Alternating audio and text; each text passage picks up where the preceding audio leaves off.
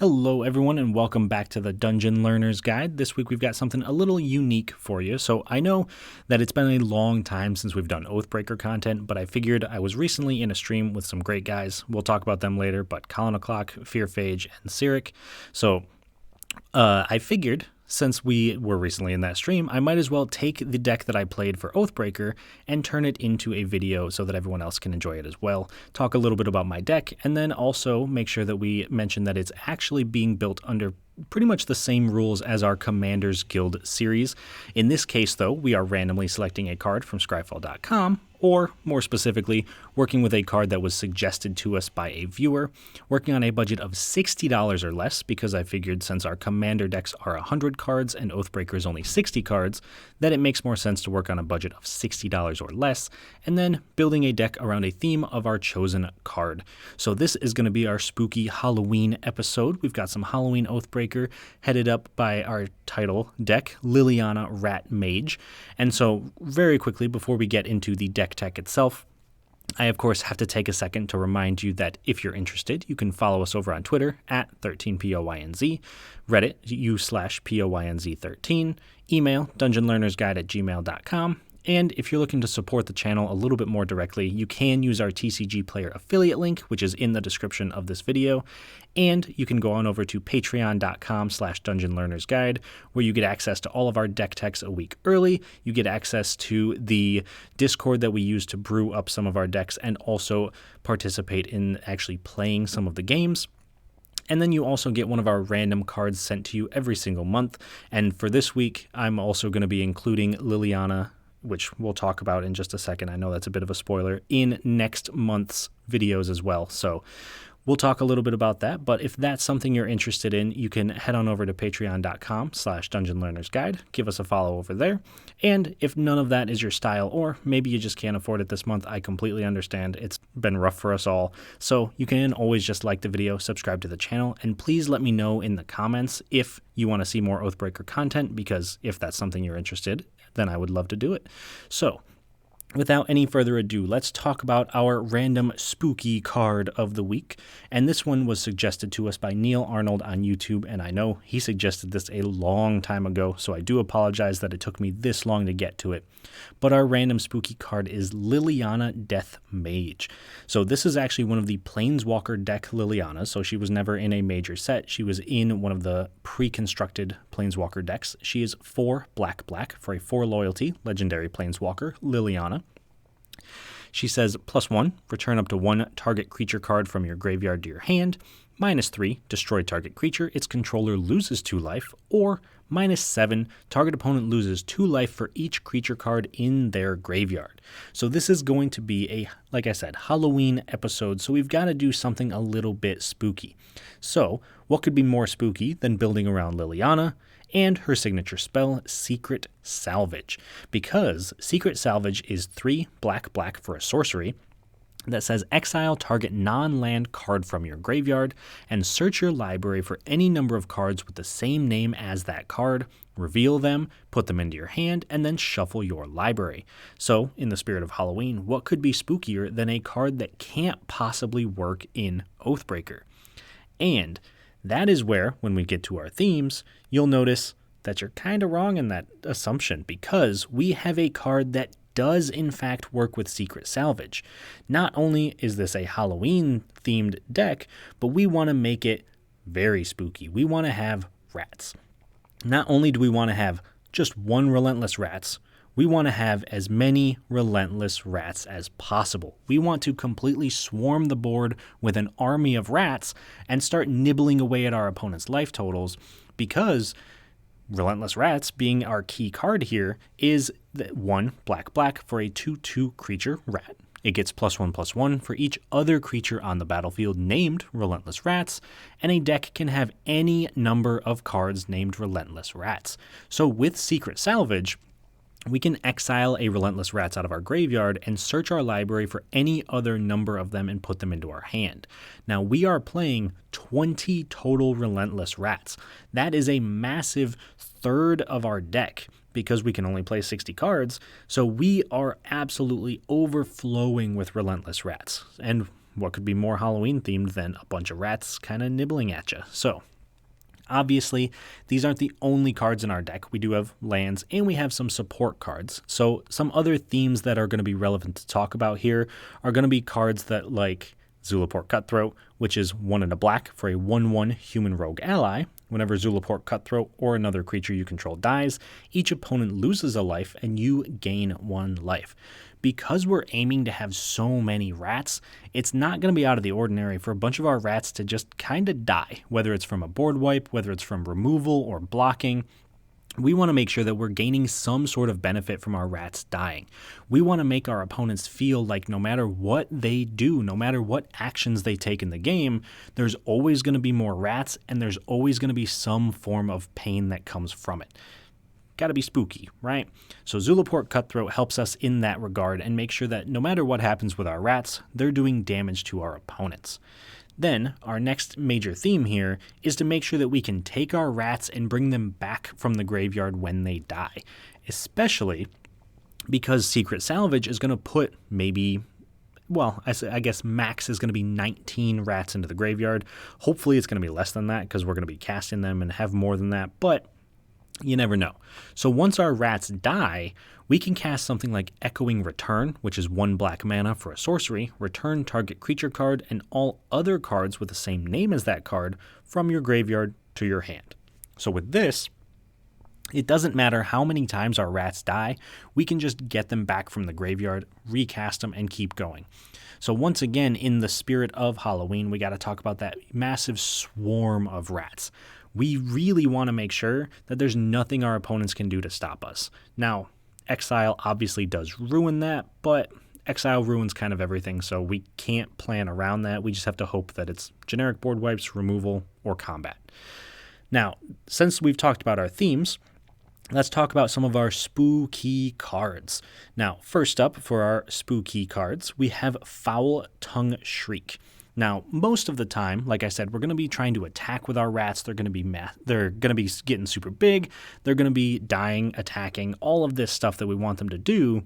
But there may be times when we just can't push through damage, when we just can't get all of our damage through when we attack.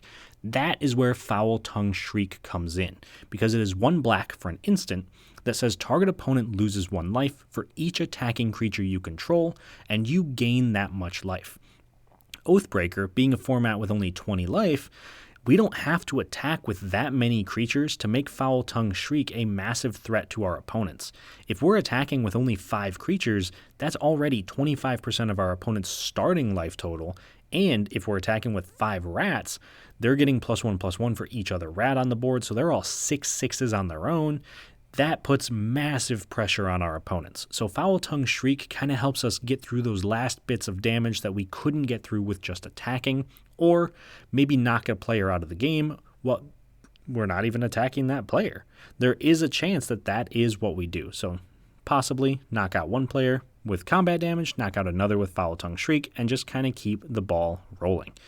Our next spooky card is going to be Plumb the Forbidden. So we talked about Zulaport Cutthroat. We talked about not really caring if our creatures die, and this is going to be a great way to, well, I guess kill our own creatures, but also make sure that we benefit from it in some way. So Plumb the Forbidden is 1 and a black for an instant that says as an additional cost to cast this spell, you may sacrifice 1 or more creatures. When you do, copy this spell for each creature sacrificed this way. You draw a card, and you lose 1 life.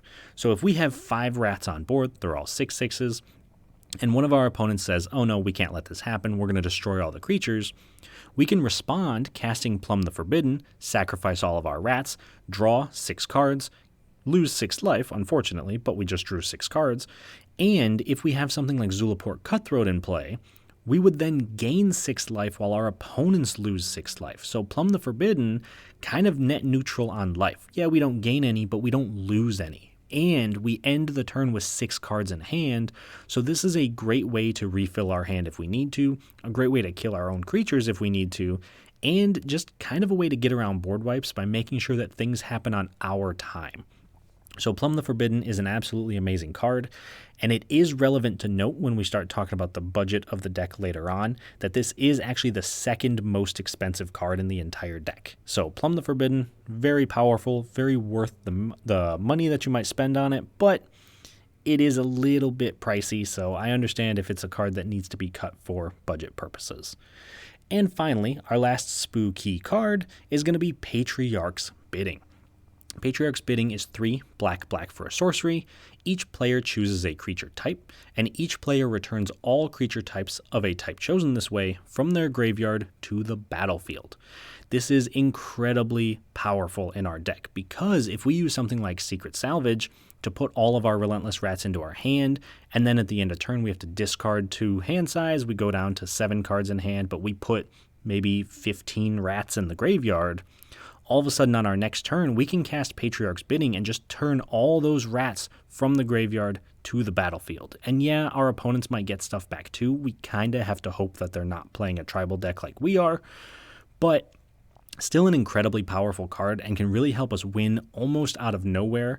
Unfortunately, there is no real good way to give our rats haste because we are in mono black, but it is something that could win us the game if our opponents don't have another board wipe, so hopefully that's kind of what we're banking on. But those are our spooky cards. The next thing we got to do is talk about some creepy interactions in this deck, some cards that synergize very well together or honestly just kind of work in the way that we're hoping that they work. So our first one is going to look a little bit weird, but it's Crippling Fear and Ratcatcher. So Crippling Fear is 2 black for a sorcery that says choose a creature type. Creatures that aren't of the chosen type get -3/-3 until end of turn. Obviously, we're going to pick rats because then it's going to kill everything that's not a rat. And we can combine that up with Ratcatcher, which is 4 black for a 4/4 ogre rogue, notably not a rat. But he has fear, and at the beginning of your upkeep, you may search your library for a rat card, reveal it, put it into your hand. If you do, shuffle your library. This is incredibly relevant for 2 reasons. One, Ratcatcher is going to be searching up rats every single turn, so we can keep playing rats that aren't going to die to Crippling Fear. And Ratcatcher is a 4/4. It does not die to Crippling Fear on its own. And yeah, it becomes a 1/1, which is not great. It's probably not going to be attacking that turn, but it doesn't affect our rats, which Ratcatcher has been searching up and putting into our hand so we can cast. So hopefully, by the time we cast Crippling Fear, we should have a massive board full of rats that we can then attack with, hopefully win with, and have Ratcatcher as a backup in case anything dies in combat. He can just keep searching rats up and we can rebuild our board if that's something we need to do. But that is our first creepy interaction. Our second creepy interaction is going to be Piper of the Swarm and Ogre Slumlord. So Piper of the Swarm, 1 and a black for a 1/3 human warlock, says rats you control have menace. You can pay 1 and a black, tap her to create a 1/1 black rat creature token, or 2 black, tap, sacrifice 3 rats, gain control of target creature. Ogre Slumlord says it's 3 black for a 3/3 ogre rogue. Whenever another non-token creature dies, you may create a 1/1 black rat creature token. Rats you control have death touch. Both of these combined on the board means all of our rats have menace and death touch. That kills anything that's standing in their way and makes sure that they kill 2 creatures at any given time. Plus, Piper of the Swarm is going to be able to make rat tokens, as is Ogre Slumlord, but specifically that last ability of Piper of the Swarm means we can sacrifice 3 of our Relentless Rats, which are non-token rats, to gain control of target creature, and then Ogre Slumlord is going to see 3 non-token creatures die and make 3 more rat tokens, which next turn could then be sacrificed to Piper of the Swarm again. So we can have a pretty steady stream of theft effects taking control of our opponent's most important creatures and making sure that we keep making rats when things die. So this gives us a pretty relevant engine that could eventually close out the game if we're stealing the right things or making enough rat tokens. So those are our creepy interactions. And finally, probably the creepiest and scariest part of this entire deck tech is, of course, the budget. We got to talk about the price of the deck. And since our overall budget is $60, since we are working with a $60 deck, we came in pretty close at $53.95. Now, it is relevant to note, though, that the Relentless Rats, which make up a good portion of the deck, fluctuate pretty heavily in price. They typically float around $1.50, but there could be times when they get more popular, they go up to $2, and because we have so many of them, that makes it very difficult to accurately gauge the price of the deck. However, we have already actually talked about our most expensive card because it is, of course, the Commander, Liliana Death Mage, or I'm sorry, I guess not Commander. I'm so used to our Commander's Guild deck text. This is our Oathbreaker, Liliana Death Mage, for black. We've already talked about her. I was going to read her again, but I probably don't have to. The important thing about her, though, is that she is a very powerful card. She does a lot of great things, getting back our creatures, destroying creatures, and possibly winning us the game with her ultimate. But notably, she does not have to be the commander of this deck. And I know I did it again, didn't I? She doesn't have to be the Oathbreaker of this deck. I'll get it eventually. I got to get back into the stream of doing Oathbreaker stuff. But she doesn't have to be the Oathbreaker of this deck. She obviously is very strong and works very well with our rats and what they do. But if you're looking to trim down the price for budget purposes, you could replace her with another great mono black Oathbreaker. That is something that could be done. So that is my suggestion for the actual budget. And I do have one suggestion of what you could say is a card that's maybe too spooky for the deck. So we're going to take a card that was a little too spooky, as in it costs too much money, and we're going to take out a card that's not quite spooky enough because it doesn't cost a ton of money. So, in other words, an out-of-budget upgrade for you if you're looking to put this deck together. My only suggestion for you for a card that's a little too spooky in price is Marrow Gnar, which is a 3 black legendary creature, rat rogue. It's a 2/3. All rats have fear, so they can only be blocked by black creatures or artifact creatures. And you can tap, sacrifice a rat, and put X 1/1 black rat creature tokens into play, where X is the number of rats you control. This is a great way to help build our swarm up, make sure that our opponents can't block any of the number of rats because they all have fear, and keep making more and more rats every single turn.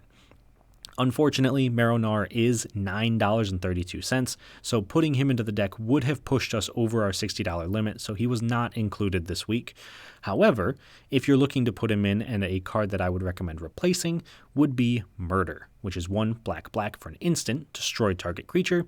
Murder's only 2 cents, which is why it's a phenomenal card to include, but I noticed while test playing this deck that we don't really care too much about our opponent's creatures. It's weird that we care more about making our rats and making sure that our rats can get through in combat than about removing our opponent's creatures, because eventually our rats are going to get big enough that they don't care how big our opponent's creatures are, and we can just kind of force our opponents to chump block with their important creatures rather than dying. So the targeted removal isn't as important in this deck as you might expect it to be. But that is my only out of budget or too spooky suggestion for this deck. Now we got to see how this deck actually performs in a game. So like I said, last week I was in a stream with Colin O'Clock, obviously otherwise known as Colin, Fearphage, Fred, and Cyric, also known as Chris. And these guys also brought to the table some very spooky decks. We wanted to try to make a very spooky pod, have a bit of a Halloween theme. So they brought, starting with Colin, his Kaya Geist Hunter and Saw in Half deck, which is all about vampires and obviously sawing things in half. So he wants to make a ton of tokens. He wants to use Kaya to double up on his tokens and then use Saw in Half to cut something in half and make, rather than 2 tokens, 4 tokens. So he's playing a ton of vampires that have enter the battlefield effects, and he's playing vampires that care about snow. So he's got a Snampire theme, I guess you could call it. But definitely very cool deck. Next up, we have Cyric, or Chris, who is playing Gaiadrone Dahada with Dread Summons. This is going to be a Grixis zombie deck, so he wants to give a little love to the red zombies that don't see a ton of play and use Gaiadrone to make sure that he's protecting everything and making sure that, he's gaining life while his opponents are losing life, and then at the same time, use Dread Summons to make sure that each opponent is milling cards and he's making zombies. So it's a bit of a mill theme, a bit of a zombie theme, but definitely very spooky. And then finally, we have Fearphage, or Fred, playing Nissa of Shadowed Bows and the Elder Spell. And this one isn't a rats or vampires or zombie deck, but it still fits our spooky theme by being a reanimator deck. He wants to make zombies in the traditional sense of killing a creature and then bringing it back to life. So he's playing a ton of ways to kill creatures, a ton of landfall synergies to make sure that he gets land so that Nissa herself can bring creatures back from the graveyard. And then he also has his signature spell, the Elder Spell, which is going to be here to kill his opponent's Oathbreakers while at the same time making sure that Nissa's always within that ultimate range. So a very fun group of people to play with. If you're looking for the actual unedited gameplay of this game, I will put a link to Colin O'Clock's Twitch channel in the description of the video, as well as everyone else's social media, their Twitter accounts, their Twitch channels if they've got one, and that way you can go and give them a follow, because like I said, they're all awesome people, and you should definitely check out anything that they have done in the past. But without any further ado, I suppose let's check out this game, and we'll see how it goes, and I'll talk to y'all once it's done. At the start of the game, Colin goes first, followed by myself, Chris, and then Fred. On Colin's first turn, he plays a swamp. I play a Desert of the Glorified. Chris plays a Haunted Ridge. Fred plays a Forest. Colin plays a Plains and then casts Cruel Celebrant, gaining him a life and making each of his opponents lose a life whenever one of his creatures dies. I play a Swamp and cast Zulaport Cutthroat, gaining a life and making each of my opponents lose a life whenever one of my creatures dies. Chris plays an Island, Fred plays a Forest, Colin plays a Plains and then attacks me for 1. Then, in his second main phase, he casts Lizelle Vlaakith's Champion, allowing him to put an additional counter on any of his permanents whenever they get a counter put on them. On my turn, I play a Swamp and cast Relentless Rats, which gets +1/+1 for each other Relentless Rats on the battlefield, and then I move to combat, attacking Chris for 1, and at the end of turn, Chris casts Go for the Throat to destroy Lizelle. On Chris's turn, he plays a Swamp and casts Death Baron, giving his zombies and skeletons +1/+1 and Death Touch. Fred plays an Urborg Tomb of Yawgmoth, making all lands swamps in addition to their other types, and then casts Azusa Lost But Seeking, letting him play 2 additional lands on his turn. This lets Fred play Gaia's Cradle as his extra land, and then he passes. Colin plays a Swamp and casts Edgar Charmed Groom, giving all his vampires +1/+1. I play a Swamp and cast another Relentless Rats, and move to combat, attacking Fred for 3. Chris casts Lord of the Accursed, giving his other zombies +1/+1. Fred plays a Verdant Catacombs and casts the Gitrog monster, making him sacrifice a land in his upkeep, but letting him draw a card whenever a land goes to his graveyard. Colin plays a Swamp and casts Welcoming Vampire, letting him draw a card whenever another creature with power 2 or less enters the battlefield under his control, but only once each turn. I play a Swamp and cast yet another Relentless Rats, and then attack Colin for 8 with 2 of the rats. He blocks 1 with Edgar, killing both creatures, making Fred and Chris lose 2 life, while Colin and I both lose a life and gain a life. Then Edgar returns to the battlefield under Colin's control, transformed into Edgar's Coffin, while Colin takes 4 damage from the unblocked rat. Chris casts Dark Salvation, making a 2/2 zombie token, then giving Welcoming Vampire -3/3 since Chris controls 3 zombies, killing the vampire. This also triggers Cruel Celebrant, making each of Colin's opponents lose a life while he gains a life.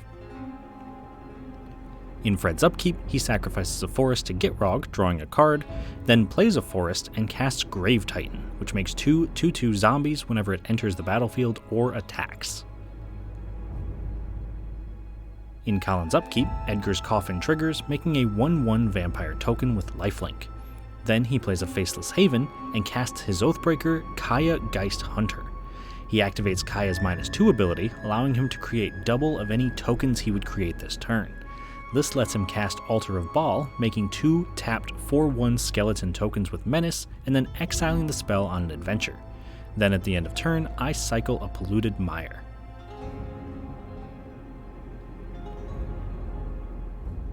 On my turn, I play a Swamp and cast a Relentless Rats, followed up by yet another Relentless Rats. Chris casts Anathemancer, doing 3 damage to Fred when it enters since Fred has 3 non-basic lands. Then in Fred's upkeep, he sacrifices a forest to Gitrog, drawing a card. He moves to combat, attacking Colin for 6 with Grave Titan, making 2 more zombies. Colin blocks with his vampire token, killing it and gaining 2 life, while each of his opponents loses a life. Then, in his second main phase, Fred casts his Oathbreaker, Nissa of Shadowed Bows, and activates Nissa's +1 ability, untapping Gaia's Cradle, turning it into a 3/3 elemental until the end of turn. This allows him to cast Wayward Swordtooth, gaining another additional land drop each turn. After that, he casts Obnixilis the Fallen, letting him put 3 +1/+1 counters on it and make target opponent lose 3 life whenever he plays a land, which he immediately does, playing a forest, making Colin lose 3 life and putting a loyalty counter on Nissa. He then also plays a Strip Mine, making Colin lose 3 more life, putting 3 more counters on Obnixilis and putting another loyalty counter on Nissa.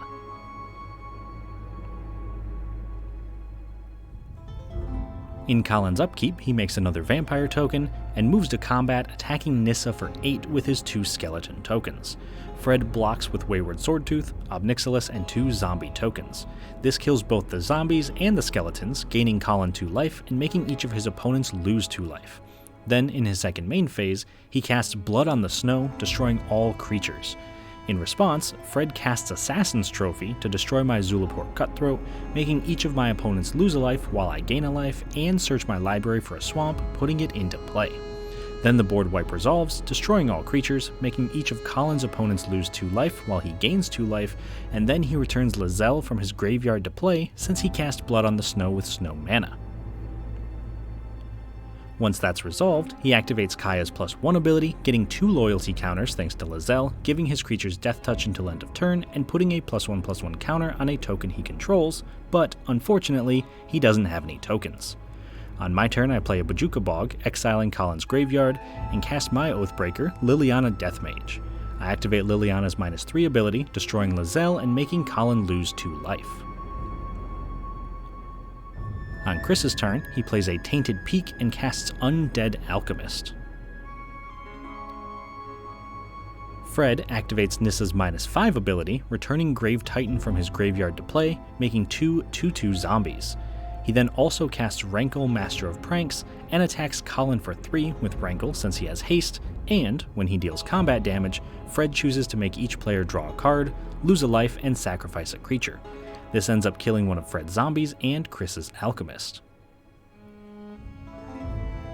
In Colin's upkeep, he makes another vampire token and transforms Edgar's Coffin back into Edgar Charmed Groom, again giving all of his vampires +1/+1.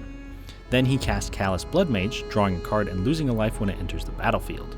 He activates Kaya's -2 ability, doubling the number of tokens he would create this turn, and then casts his signature spell, Saw in Half, destroying Callous Blood Mage and creating 2 token copies of it, but thanks to Kaya, he creates 4 of those tokens instead. When the tokens enter the battlefield, he exiles Fred's graveyard, draws 2 cards, loses 2 life, and creates 2 pest tokens. Once that's resolved, he plays a Plains and passes. I play a Swamp and cast my signature spell, Secret Salvage, exiling a Relentless Rats from my graveyard and searching my library for any number of other Relentless Rats, putting them into my hand. Once that's done, I activate Liliana's +1 ability, returning yet another Relentless Rats from my graveyard to my hand, and then casting one of the Relentless Rats. Then at the end of my turn, I have to discard to hand size, discarding most of the rats. Chris plays a Mountain and casts Liliana's Mastery, making 2 2/2 zombie tokens and giving all his zombies +1/+1. On Fred's turn, he casts Garrick's Uprising, drawing a card when it enters, giving all his creatures trample, and also allowing him to draw a card whenever a creature with power 4 or greater enters under his control. He then attacks me for 6 with Grave Titan, making 2 more zombies, and also attacks Colin for 3 with Rankle. I block with my rat, taking 4 damage, and then each player sacrifices a creature and discards a card thanks to Rankle. Then, in his second main phase, Fred casts his signature spell, the Elder Spell, destroying Kaya and Liliana, putting 4 loyalty counters on Nissa. After that, he plays a Woodland Cemetery, putting another loyalty counter on Nissa, and then also activates her +1 ability, untapping a forest, making it into a 3/3 elemental until the end of turn. On Colin's turn, he casts Blood Artist, making target opponent lose a life while he gains a life whenever another creature dies. After that, he casts Kaya's Ghost form on Blood Artist, letting him return it to play if it's destroyed or exiled. He then moves to combat, attacking Fred for 5, me for 8, and Chris for 2. Fred and Chris block what they can, but unfortunately, I get knocked out by combat damage, while Fred gets knocked out by the Blood Artist when creatures die, and Chris takes a total of 2 damage, while Colin gains 2 life. Then, in Colin's second main phase, he cast Body Count, drawing 2 cards since 2 of his creatures died this turn.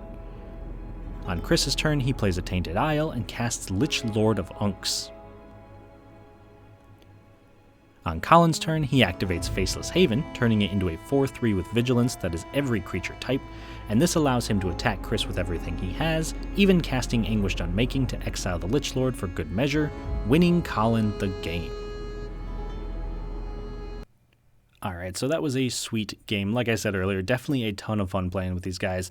This was an amazing stream that we were able to put on for Magic Kids, which if you haven't checked out Magic Kids, they are an absolutely amazing charity.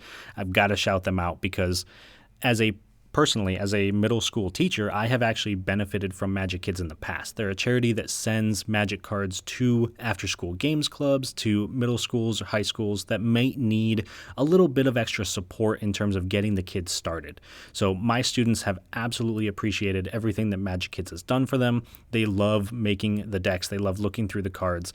And it's always a joy to see them light up finding a card that is absolutely amazing for what they're trying to do, and seeing them learn about just the joys of Magic. I actually had a student the other day learning about what mono red can do and just doing damage to their opponent's faces, and just seeing them have so much fun from this is an absolute joy. So Magic Kids is an amazing charity, and you should definitely go check them out. I put a link to their website and everything they do in the description of this video, so please do give them a shout out. Donate to them if you can, and if you're a teacher yourself and you have an after-school games club, please do check them out. But I won't spend too much in our wrap-up other than that. I just want to say our rats, very impressive. They did, spooky things. The vampires, zombies, and reanimators also did very spooky things. But if you're interested in hearing more about the decks, I highly recommend you go check out the replay of the stream over on Colin O'Clock's channel, like I said, linked in the description below, because each player gives a nice description of their decks, what they do, and then we have obviously a great time. Plus, there's a couple more Oathbreaker games that happened after this one that you might also be interested in checking out. So, thank you so much for watching. Please do like the video, subscribe to the channel, check out everybody else's channels, and I will see you all on the other side of the Dungeon Learner's Guide.